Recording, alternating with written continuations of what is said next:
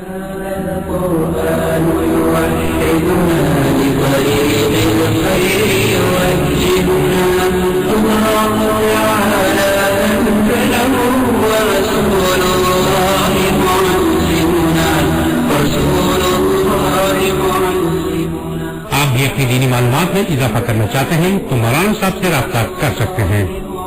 S M S اس number پر کریں 99958246. ہمارا fax number ہے 22412949 اور خط لکھنے کے لیے ریڈیو کویت اردو سروس دینی پروگرام پوسٹ باکس نمبر 397 یعنی 397 صفحات 13004 کویت. اور اس کے علاوہ براہ راست فون کر کے بھی مولانا صاحب سے اپنی دینی معلومات میں اضافہ کر سکتے ہیں. ہمارا نمبر ہے 22457588 اور ایک نمبر اور ہے 22455421. آئیے سنتے ہیں باتیں جن سے زندگی سنورتی ہے. الحمدللہ رب العالمین والصلاة والسلام على قائد الغر المحجلین نبینا محمد وعلى آلہ وصحبہ اجمعین وبعد. محترم سامعین، دینی و ملی بھائیوں اور بہنوں، السلام علیکم ورحمۃ اللہ وبرکاتہ. ریڈیو کویت کے ہفتہ وار دینی پروگرام باتیں جن سے زندگی سنورتی ہے میں آپ سب کا استقبال ہے. یہ پروگرام آپ سب کا ہے اور آپ سب کے دینی جذبات کا ترجمان ہے. اس پروگرام کے ذریعہ ہم وہ باتیں سنتے ہیں جن سے زندگی بنتی، سنورتی اور سرتی ہے. ہم آپ کے ساتھ 9 بجے تک ہیں. اس بیچ آپ کال کر سکتے ہیں اور ایس ایم ایس بھی بھیج سکتے ہیں. واٹس ایپ کی سہولت بھی دستیاب ہے جن کے جوابات آپ کو براہ راست دیے جائیں گے انشاءاللہ. ہم آپ تک اپنا نیک جذبہ بھی پہنچانا چاہیں گے کہ ہمیں آپ سب سے اللہ کی خاطر محبت ہے اور اس محبت کی توفیل اللہ رب العالمین سے دعا کرتے ہیں کہ الہ العالمین تو ہم سب کے مسائل حل فرما دے، ہمارے آل و اولاد کی حفاظت فرما اور ہم سب کے ساتھ میں خیر کا معاملہ فرما اور کل قیامت کے دن اپنے عرش کا سایہ نصیب فرما جس دن تیرے سایہ کے علاوہ کوئی اور سایہ نہ ہوگا. آمین یا رب العالمین. بچے ہماری امانت ہیں، ان کی صحیح تعلیم اور تربیت ہماری ذمہ داری بنتی ہے. لیکن افسوس کی بات یہ ہے کہ ان کی تعلیم کی طرف ہمارا دھیان اس قدر نہیں جاتا جس قدر ان کے کھانے پینے اور لباس پوشاک کی طرف جاتا ہے. حالانکہ کھانے پینے اور لباس پوشاک کے ساتھ ان کو اس عمر میں تربیت کی بے حد ضرورت ہوتی ہے. محترم سامعین، اذان عشاء کا وقت ہوا چاہتا ہے.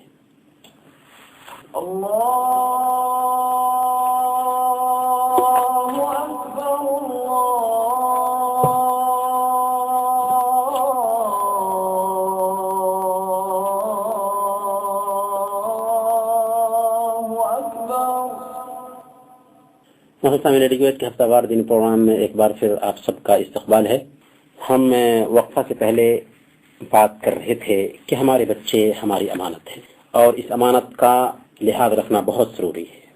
آج دنیا میں ہمارے بچوں کو جو نصاب پڑھایا جاتا ہے یہ نصاب تعلیم مغربی طرز کا ہے یا کم سے کم اس کے ماحول پر مغربیت کی چھاپ ہے. اس میں مادیت کو سب کچھ گردانا گیا ہے. اس کو پڑھ کر کے ہمارا بچہ یہ سیکھتا ہے کہ دنیا کماؤ چاہے جیسے بھی ہو. مخلوط تعلیم نے ایسی فحاشی مچائی ہے کہ ہماری بچیاں بھی خراب ہونے لگی ہیں. کتنے مسلم بچے رواداری کے نام پر اسلام کے تعلق سے معذرت خواہانہ انداز اپنا رہے ہیں. کچھ تو صراحت کے ساتھ اسلامی تعلیمات کو نشانہ بناتے ہیں. اولاد کو قتل کرنے کا یہ وہ مہذب طریقہ ہے جس پر آج والدین شرمندہ نہیں ہیں بلکہ فخر کر رہے ہیں. اکبر الہ آبادی نے اسی دور کی ترجمانی کی تھی، یوں قتل سے بچوں کے وہ بدنام نہ ہوتا، افسوس کے فرعون کو کالج کی نہ سوجھی. محترم سامعین، ہمارے ساتھ ایک کالر ہیں، ان کی کال لیتے ہیں. السلام علیکم. وعلیکم السلام. جی کون اور کہاں سے بات کر رہے ہیں؟ عادل بول رہا ہوں افرا سے. جی عادل صاحب. میرا 3 سوال ہے. پہلا سوال ہے ہمارے والد صاحب کی طبیعت ٹھیک ہے، آپ کے لیے دعا کر دیجیے. دوسرا سوال ہے رفع دین ہر نماز میں کرنا چاہیے. اور تیسرا سوال ہے جیسے سفر کی حالت میں فرض تو ہم کم کر سکتے ہیں، سنت کے بارے میں کیا حکم ہے؟ बहुत बहुत शुक्रिया आदिल साहब। एक और कॉलर हैं। अस्सलाम वालेकुम। वालेकुम सलाम रहमतुल्लाहि व बरकातहू। जी, कौन और कहाँ से बात कर रहे हैं? मैं मिर्जा अरशद बात कर रहा हूँ, मीना रजूर से। जी मिर्जा अरशद साहब। मेरे 2 सवाल है मौलाना साहब।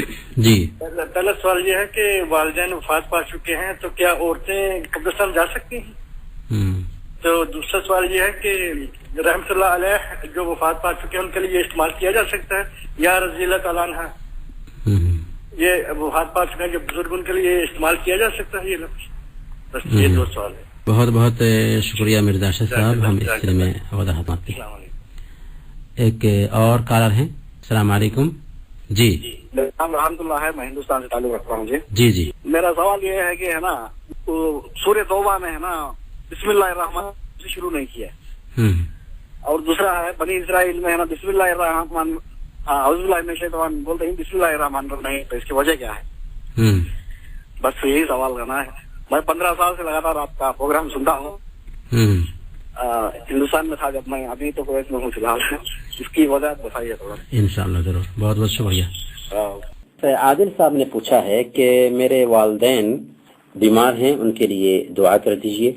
हम दुआ करते हैं कि अल्लाह रब्बुल आलमीन आपके वालिदैन के लिए और हमारे सामईन में से जिन भाइयों या बहनों के भी वालिदैन बीमार हैं, अगरचे उनकी बीमारी मायूस कुन क्यों न हो, अल्लाह रब्बुल आलमीन उन्हें शिफाए आजिला कामिला नसीब फरमाए, आमीन या रब्बुल आलमीन। एक सवाल इन्होंने ये भी पूछा है कि रफ़ेदैन क्या हर नमाज में करना चाहिए? जी हाँ, रफ़ेदैन अल्लाह के नबी सल्लम की सुन्नत मुतवातिरा है, लिहाजा हर नमाज में उसका एहतमाम करना चाहिए। इस तरह से इन्होंने एक सवाल ये भी पूछा है कि सफ़र की हालत में फ़र्ज में तो कसर करते हैं, लेकिन सुन्नत की अदायगी का सिस्टम क्या होगा? असल में सफ़र में जब हम जाते हैं तो फ़र्ज में कमी इसलिए रखी गई है कि सफ़र में मशक्क़त होती है, परेशानी होती है। तो जब फ़राइज़ में कमी कर दी गई है तो जाहिर सी बात है कि सुन्नतों की अदायगी का एहतमाम नहीं करना है। इक़ामत की हालत में, जब हम सफ़र की हालत में ना हों, तब हमें सुन्नतों का एहतमाम करना है। अलबत्ता अल्लाह के नबी सल्लल्लाहु अलैहि वसल्लम ने सफ़र की हालत में भी फजर की 2 रकात सुन्नतों की पाबंदी की है, उसी तरह से वित्र की नमाज की भी पाबंदी की है। तो फजर की 2 रकात सुन्नतों की अदायगी सफ़र की हालत में भी की जाएगी, उसी तरह से वित्र की अदायगी सफ़र की हालत में भी की जाएगी। अलबत्ता आम जो नमाजें हैं उनकी अदायगी सफ़र की हालत में भी नहीं करेंगे।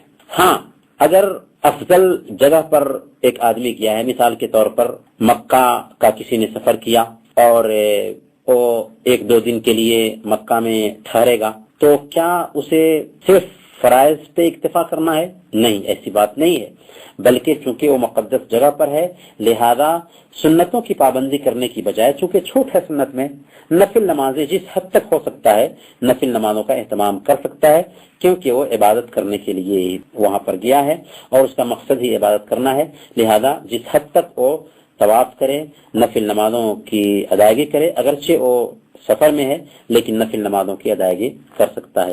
तो सफर की हालत में सुनने मुअक्कदा में छूट है, उसे अदा नहीं करना है। जब फर्ज नमाजों में कसर करने की इजाजत दी गई है तो जाहिर सी बात है कि सुन्नतों की अदायगी में तो इजाजत होगी ही। अलबत्ता जैसा कि अर्ज किया गया कि फजर की 2 रकात सुन्नतों की अदायगी सफर में भी होगी, वित्र की अदायगी सफर में भी होगी।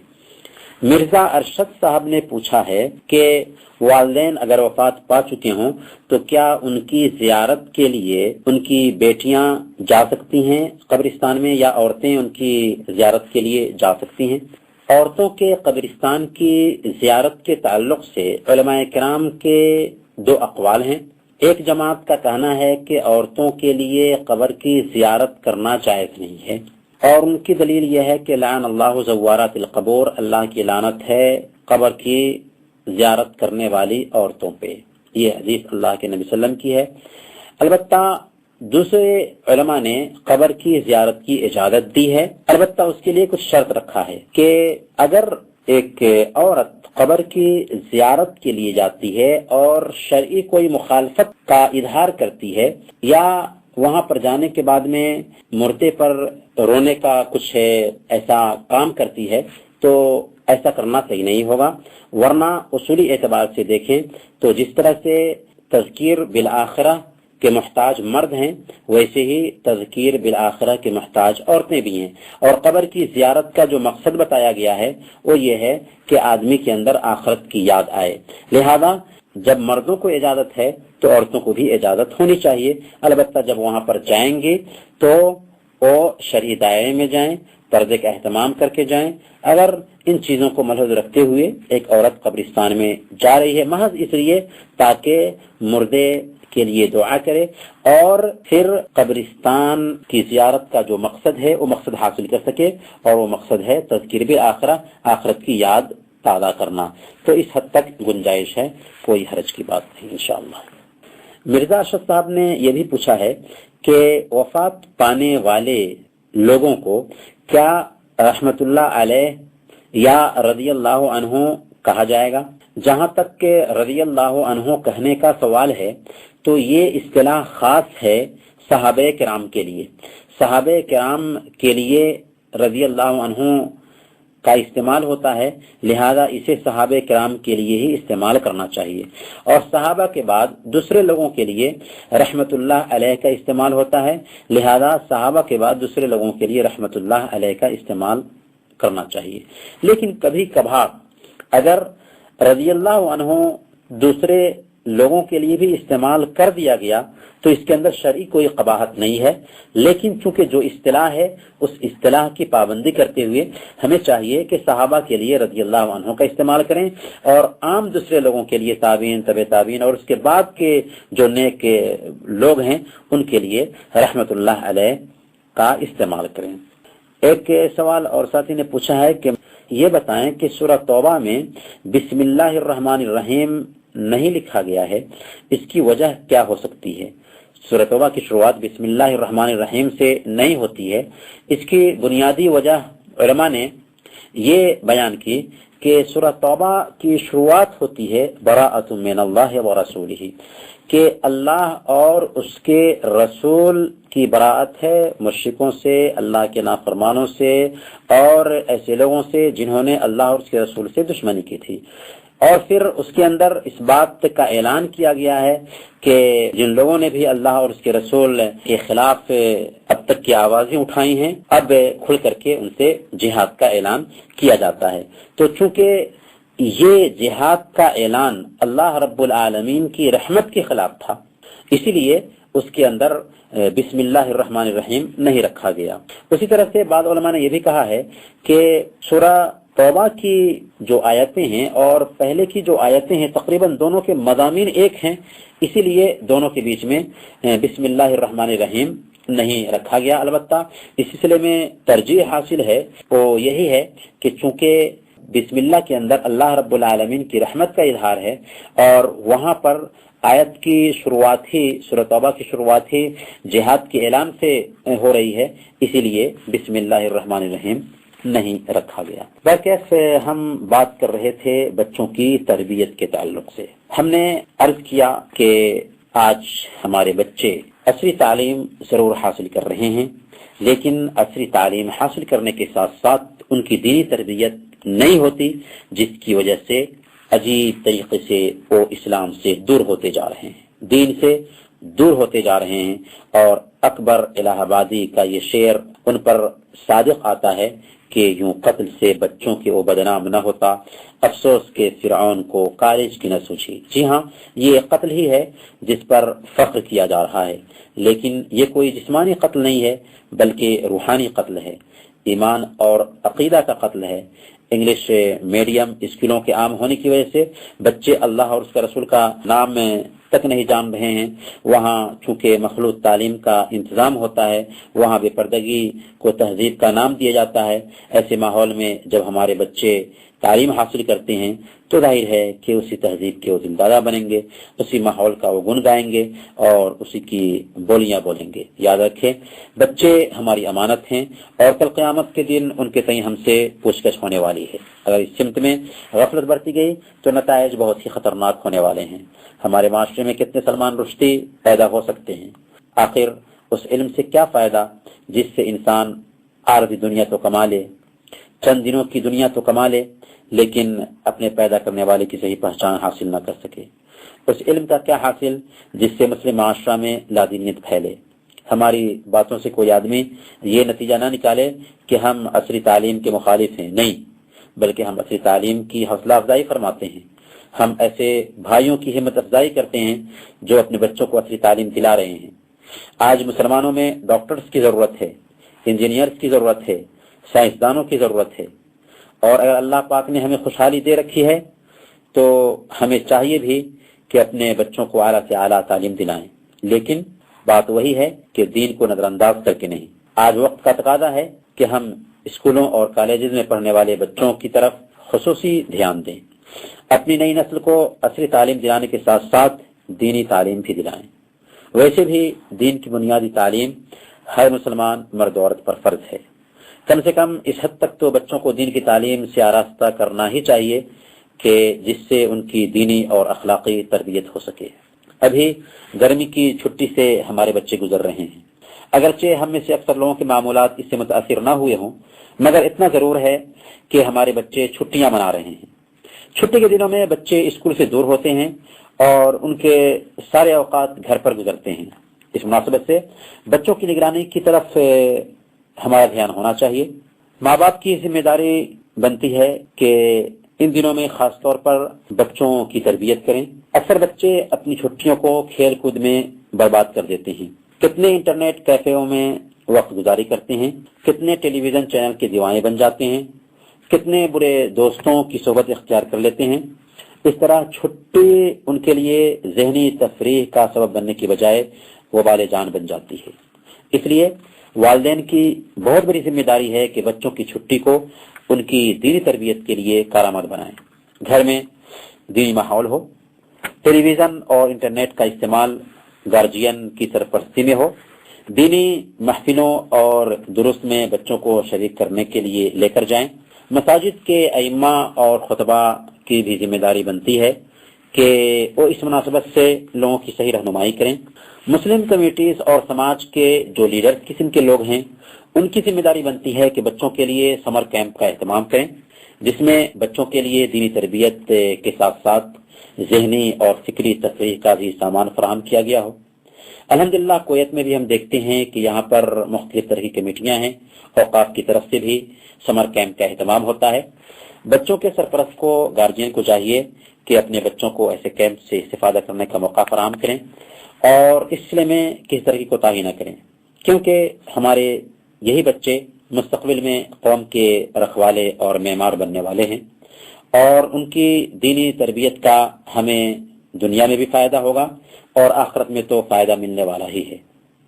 ایسے کیمپ سے فائدہ یہ ہوگا کہ بچوں کے اندر دینی شعور پیدا ہوگا، ان کے مزاج اور طبیعت میں تبدیلی آئے گی، اچھی صحبت ان کو ملے گی اور ہر طرح سے فضولیات سے وہ بچ جائیں گے۔ اور سب سے بڑی بات یہ ہے کہ فرصت غنیمت ہے، لہذا اس سے فائدہ اٹھانا چاہیے۔ نعمتان مغبون فیہما کثیر من الناس الصحہ والفراغ، تو نعمتیں ایسی ہیں جس کے اندر اکثر لوگ گھاٹے میں ہوتے ہیں، صحت اور فرصت۔ صحت سے بھی ہمیں فائدہ اٹھانا چاہیے اور فرصت ملتی ہے تو اس سے بھی فائدہ اٹھانا چاہیے۔ یہ جو عمر ہمیں ملی ہوئی ہے اس کے بارے میں کل قیامت کے دن ہم سے پوچھ گچھ ہونے والی ہے۔ یہ وقت جو ملا ہوا ہے اس کا ہمیں حساب و کتاب چکانا ہے، اور کل قیامت کے دن ایک بندے کا قدم اس وقت تک آگے نہیں بڑھے گا جب تک کہ یہ نہ پوچھ لیا جائے کہ تم نے عمر کہاں گزاری، علم کے مطابق کہاں تک عمل کیا، مال کہاں سے کمایا اور کہاں خرچ کیا، اور جسم کو کس کام میں لگایا۔ لہذا ہم ایک ذمہ دار ہستی ہیں، اور جب بچوں کی چھٹی کے یہ اوقات ہیں تو ہمیں خود اپنے لیے بھی سمجھنا ہے کہ ہمارے ایک ایک لمحہ کے بارے میں ہم سے جب حساب ہونے والا ہے۔ اس لیے ہمارے گھروں میں دینی تربیت کا خاص اہتمام ہو، دینی کتابوں پر مشتمل لائبریری ہو، آڈیوز اور ویڈیوز ہو جن کو سننے کا اہتمام کیا جاتا ہو۔ ہم یہ نہیں کہتے کہ بچوں کا جو ہوم ورک ہے اسے کینسل کر دیں، ہوم ورک بھی کرائیں، ان کے ساتھ ساتھ دینی تربیت کے لیے خاص وقت نکالیں، سمر کیمپ میں بچوں کو داخل کریں، اور قرآن کریم سکھانے کے لیے، دینیات کی تعلیم دینے کے لیے اگر ہم اس وقت سے فائدہ نہیں اٹھائیں گے تو تو پھر کبھی بھی ہمیں موقع ملنے والا نہیں ہے. لہذا ہمیں چاہیے کہ خاص طور پر ہم سمر کیمپ سے فائدہ اٹھائیں اور اپنے بچوں کی دینی تربیت کی طرف دھیان دیں. محترم بھائیوں اور بہنوں، ہمارے پاس میں کچھ SMS بھی ہیں جن کے جوابات ہم دیں گے. ان میں سے ایک سوال ایک ساتھی نے کیا ہے کہ اسلام میں کٹرتا سکھاتا ہے کیا، اور کیا دہشت گردی کی تعلیم دیتا ہے؟ کیا غیر مسلموں کو اسلام برداشت نہیں کرتا؟ ان کے سوال میں اصل میں دو نقطہ ہے. پہلا نقطہ یہ ہے کہ کیا اسلام میں دہشت گردی ہے یا اسلام دہشت گردی کی حوصلہ افزائی فرماتا ہے، اور دوسرا نقطہ یہ ہے کہ کیا اسلام دوسرے دھرموں کو برداشت نہیں کرتا. ممکن ہے کہ یہ سوال کسی غیر مسلم سے انہوں نے سن کر کے پوچھا ہو. برکیف بات کچھ بھی رہے، ہمیں سمجھنا ہے کہ کیا اسلام کٹرپن سکھاتا ہے یا کیا غیر مسلموں کو برداشت نہیں کرتا. پہلے نقطے پہ ہم آتے ہیں کہ کیا اسلام میں دہشت گردی کی تعلیم دی جاتی ہے؟ قطعا نہیں. اسلام یا ایمان، اگر ہم اس کے لفظ پر غور کریں تو پتہ چلتا ہے کہ یا تو سلامتی سے یہ نکلا ہوا ہے یا امن سے نکلا ہوا ہے. تو امن اور سلامتی اصل میں اسلام کے وجود کا مقصد ہے. اور مسلمان بھی آپس میں جب ایک دوسرے سے ملتے ہیں تو کیا کہتے ہیں؟ السلام علیکم ورحمۃ اللہ وبرکاتہ. آپ سب پر اللہ کی سلامتی ہو، اس کی رحمت اور برکت ہو. اللہ کا نام المومن السلام ہے کہ امن دینے والا اور سلامتی بخشنے والا.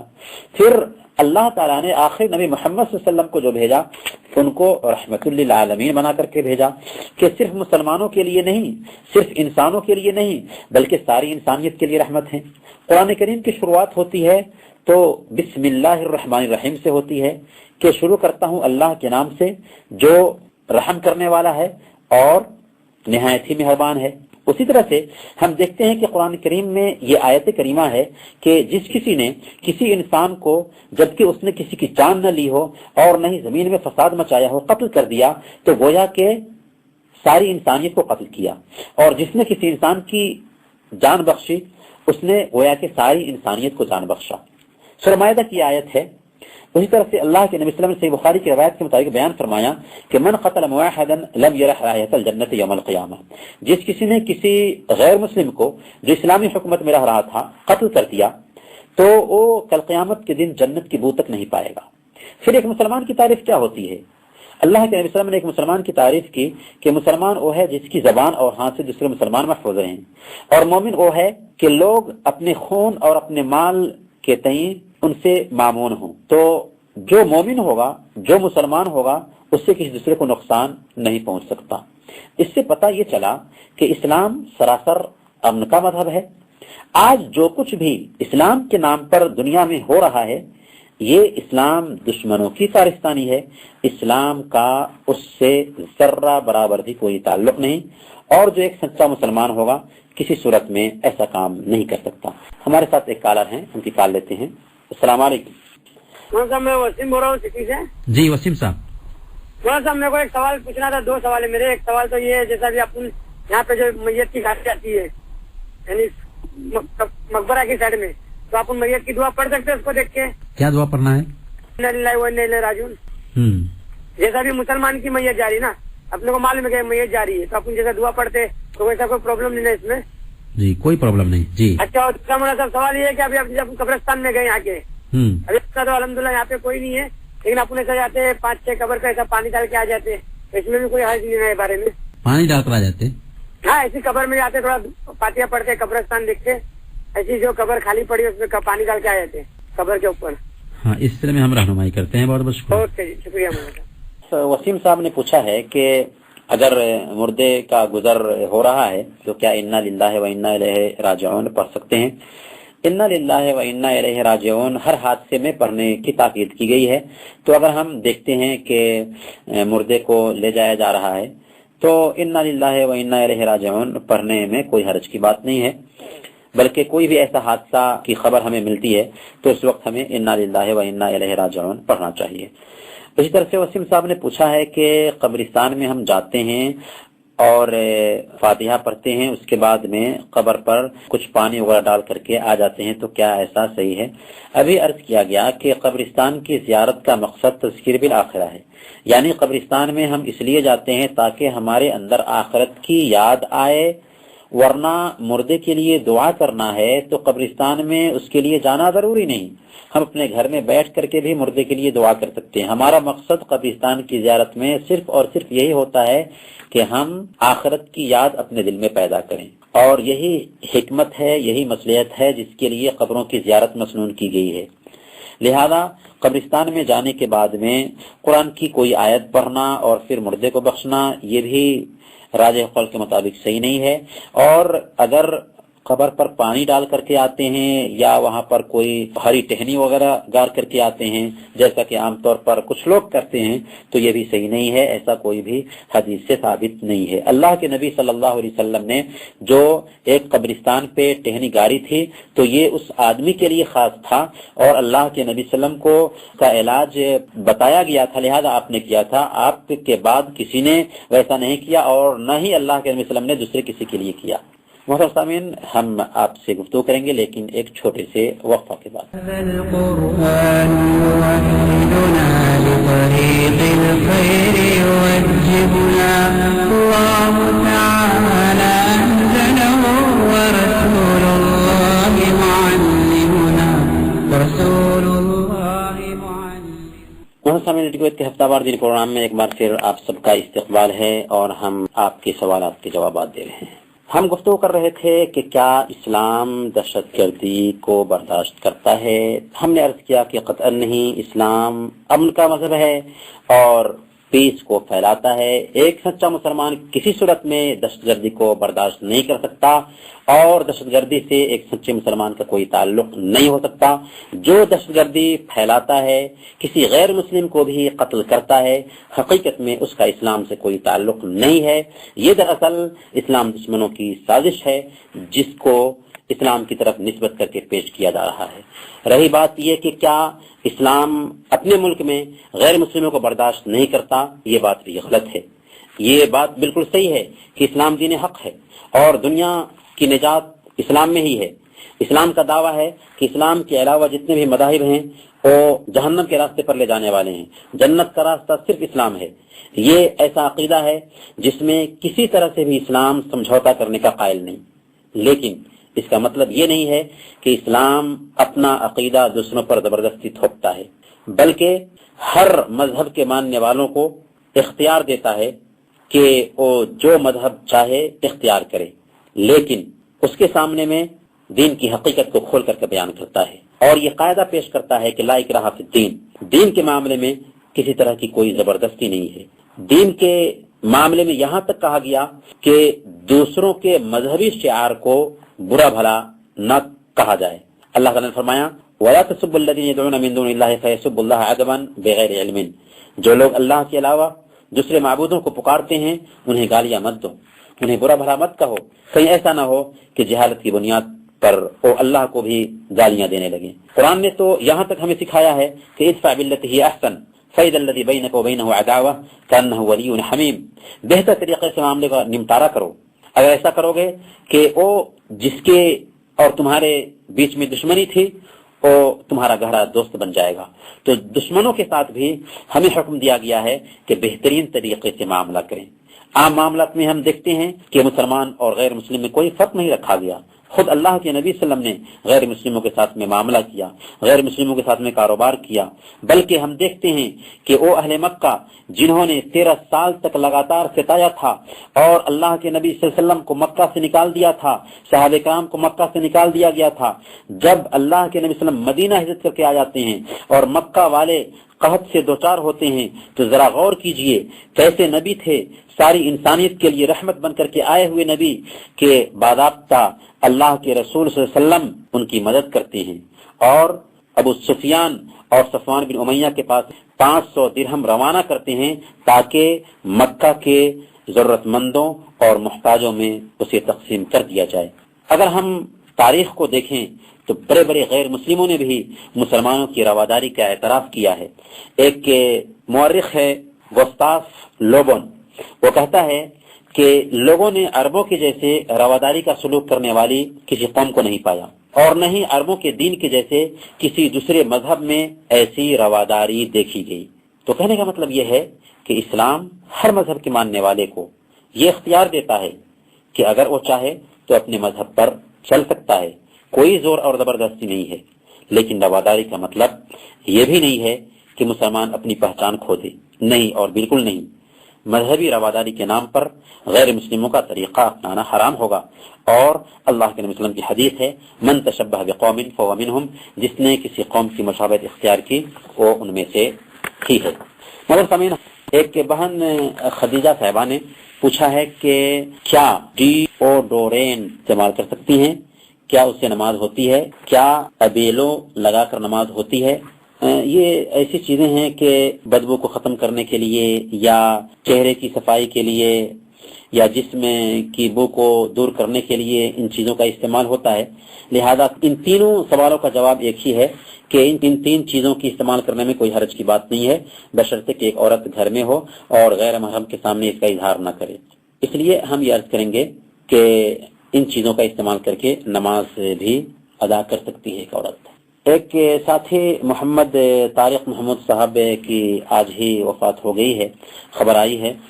ہم اللہ رب العالمین سے دعا کرتے ہیں کہ ہمارے یہ بھائی جو اللہ کو پیارے ہو چکے ہیں، اللہ رب العالمین ان کی مغفرت فرمائے، ان کے گناہوں کو معاف فرمائے اور ان کی قبر کو نور سے بھر دے اور انہیں جنت الفردوس میں جگہ نصیب فرمائے۔